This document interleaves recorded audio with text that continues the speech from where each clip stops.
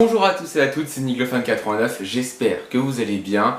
Aujourd'hui on se retrouve pour une toute nouvelle vidéo où on va parler des secrets de Krampus Expedition. Allez, c'est parti.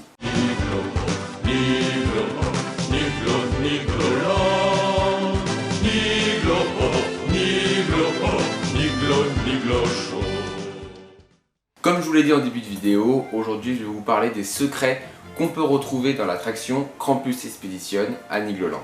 Alors le premier secret que je vais vous dire, mais je pense que tout le monde le connaît, c'est quand vous montez les escaliers avant d'accéder à la passerelle de la gare et du grenier, vous avez des affiches. Ces affiches représentent différentes attractions aquatiques dans différents parcs au monde, comme Fantasyland avec son raft qui mouille bien apparemment.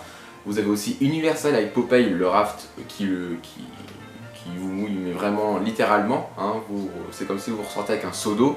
Vous avez aussi le raft de Tripsdrill, un parc en Allemagne. Vous avez aussi le raft de Disneyland California, qui est juste un raft fabuleux avec un décor vraiment dingue, et plein d'autres attractions. Vous avez aussi quelques autres attractions qui sont représentées sur ce mur. Il faut savoir que ça a été totalement fait exprès, car le parc a voulu rendre hommage à ses différents confrères à travers des affiches représentant leur attraction. Dans ce grenier d'explorateurs, vous avez beaucoup de détails. Par exemple, dès que vous rentrez sur votre droite, vous avez une armoire avec un grillage de poule sur la face avant.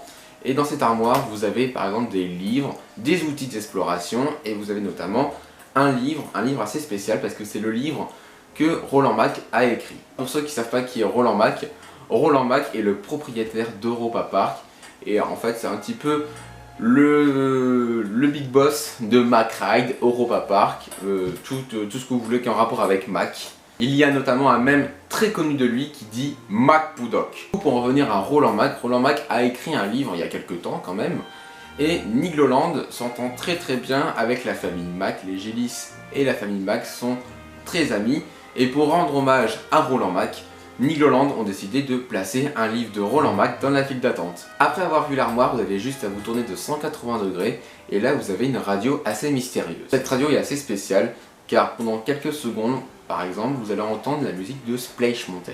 Pour ceux qui ne savent pas qu'est-ce qu'est Splash Mountain, je vous invite à aller regarder une vidéo que je vous mets en fiche tout en haut, vous pourrez découvrir l'attraction et son histoire. Mais vous n'avez pas que la musique de Splash Mountain, vous avez aussi la musique du pré-show du Niglo Show, mais également une des musiques de la taverne. Après avoir vu la radio mystérieuse, vous allez continuer toujours dans le grenier de l'explorateur et vous allez tomber sur un piano assez mystérieux. En effet, ce piano est assez spécial, car à n'importe quel moment de la journée, c'est vraiment aléatoire, le piano va jouer tout seul des notes. Juste à côté du piano assez mystérieux, vous avez des casiers du type collège, lycée, fac qui sont hantés.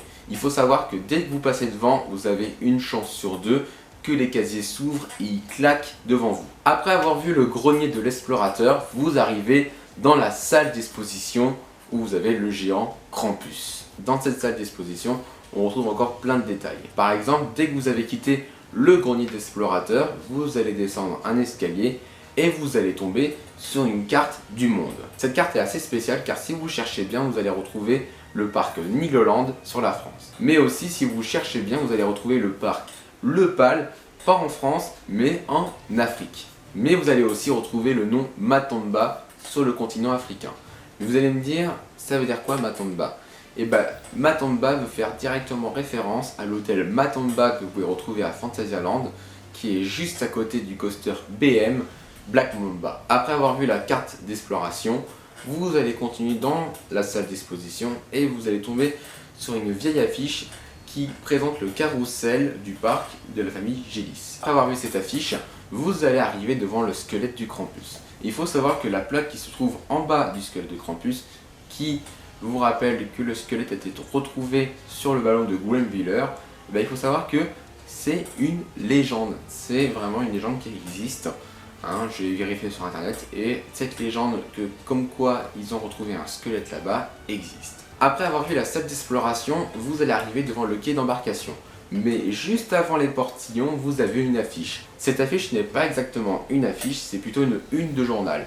Et sur cette une de journal, vous allez marquer dans un petit coin Gizatour.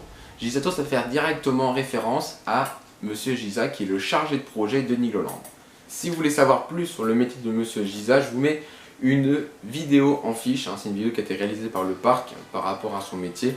Et comme ça, vous pourrez la visionner et connaître plus son métier. Après avoir vu toute la file d'attente de Krampus, nous allons voir les détails qui sont présents à l'extérieur de l'attraction. Et on va commencer directement par deux détails qui se voient très bien, qui sont la tête de Niglo et la tête de Krampus. Il faut savoir que cette tête de Niglo et tête de Krampus se trouvent au niveau des tables de restauration qui se trouvent au bord du lac. Et pour finir, toujours à l'extérieur de l'attraction, au niveau de la bande son qui se trouve dans la zone, vous entendez la radio Krampus. Il faut savoir que cette radio a été créée spécialement pour l'occasion. Et il faut savoir qu'à un moment, on entend le présentateur qui est au téléphone avec Ronnie Schaefer. Mais vous allez me dire, mais qui est Ronnie Schaefer? Et bien en fait, il faut savoir que Ronnie Schaefer était le chef du montage de la partie coaster de Krampus Expedition. Et il faut savoir que Ronnie Schaefer, il travaille chez RCS. Et on peut dire que Ronnie Schaefer a un comportement, un caractère assez particulier, car en fait la référence qui est mise en place dans Krampus Expedition, en fait on l'entend crier. Et en fait, cet extrait où on l'entend crier, en fait, il vient d'une autre vidéo, d'un reportage qui a été réalisé par une télé, je ne sais plus dans quel pays. Et on voit Ronnie Schaefer crier sur ses employés parce que ça n'avance pas.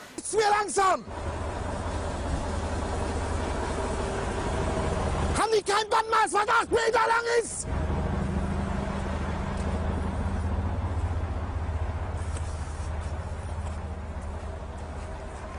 Junge.